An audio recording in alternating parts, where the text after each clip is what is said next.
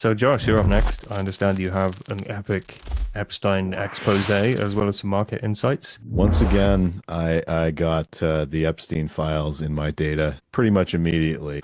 I figured, okay, I'll kind of dive into it. So I got this ideogram, two lives or two sides, two groups that are observing, judging, and then this kind of shape here sort of looks like Trump. I got this feeling of almost Trump being visited by the ghosts of Christmas, Jacob Marley with the shackles, this feeling of like a plague mask or something kind of some darkness hanging over his head, likely to do with various crimes in the Epstein files was kind of the feeling of it. You don't have to be psychic to guess that. This story's been coming up for months, and my intention here was the most impactful global news, geopolitically, markets, etc. And I mean, if they fully release these files without a ton of redactions, like that's gonna that's gonna mess up a lot of powerful people's lives. So I think it does have serious potential to be impactful. But the gist of it is I've got Trump kind of being haunted by the ghost of Epstein and perhaps his past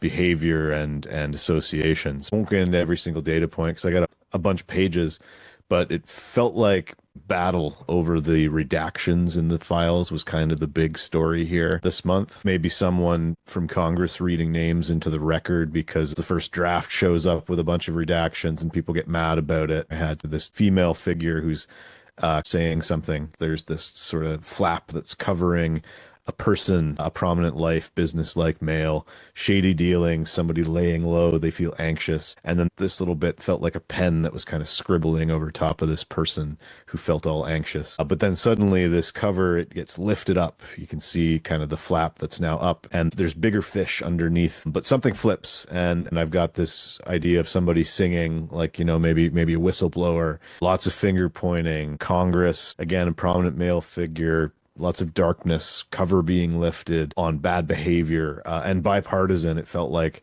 both the push to get the files out, but also the people that are implicated. So anyway, this is all stuff we know, right? We all know this is coming. So at this point, I said, well, what happens? That was my cue. So I ran it again. I had a male, I had a female, and then this scribble that just felt like somebody scratching something out. So I was like, okay, this is redactions.